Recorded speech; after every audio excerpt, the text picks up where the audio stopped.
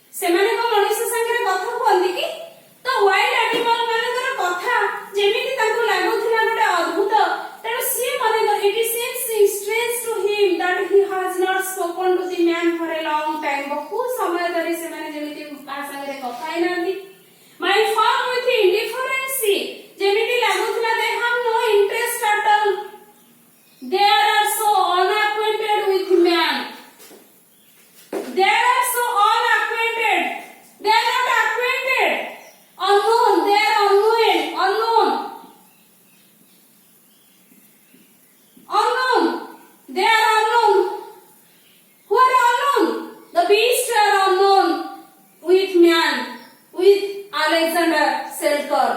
Only one man there. And their tameness is shocking to me. Your tameness, loyalty. Tameness. Loyalty is shocking to me. जे से wild animal ମାନଙ୍କର terrifying, frightening, shocking କରୁଥିଲା. The animal never fear him as they do not know the strength of man. ମଣିଷ କେତେ ଶକ୍ତିଶାଳୀ ଯାହା ଜାଣିଥିଲେ ମଧ୍ୟ ତାଙ୍କୁ ସେ କେହି ହେଲେ ବି ସେ animal ମାନେ ଡରୁ ନଥିଲେ. So Alexander cannot hope to return the mankind, and he expressed where he felt himself as very lonely, where only wild beasts are there, and their beasts, these animals never fear as they do not know the strength of man. So ନିର୍ବିଷଦର ବେଳାପରେ ମଧ୍ୟ ସେହିପରି ଭାବରେ ଉଲ୍ଲେଖ କରାଯାଇଛି, ସୁନ୍ଦର ଦେବତୁଲ୍ୟ ନର ଆନନ ଦେଖିବି ନାହିଁ ଆଉ ମୋର ନୟନ. ମୋ ନୟନରେ ମୁଁ ଆଉ ଏ ସୁନ୍ଦର ଆନନ ଦେଖିବି ନାହିଁ.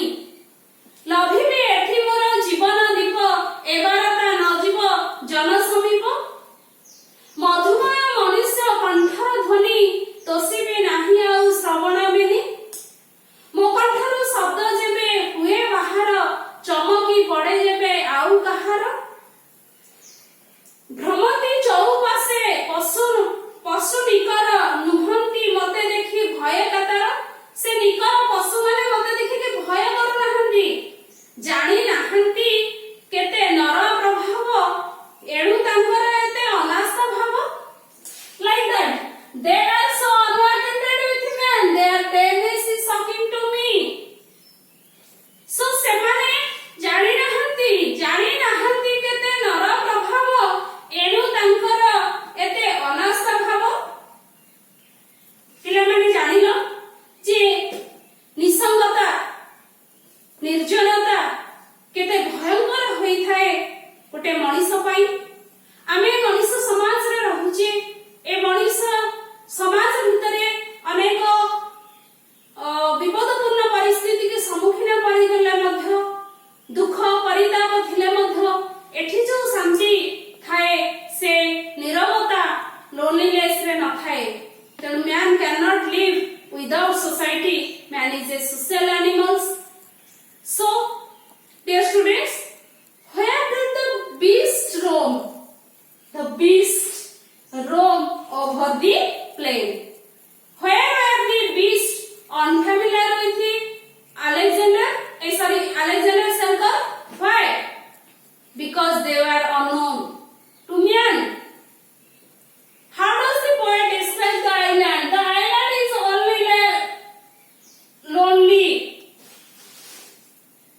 So in this way, the second stanza ended with Alexander's expression about the wild beast, his feelings about that wild beast, how the animals never fear him, and how he imagined that he must end his life on that lonely island. He is unable to hear the sweet speech of man. So okay students, clear stanza 2, next stanza 3 in the next class. Thank you. Have a nice day. Bye bye.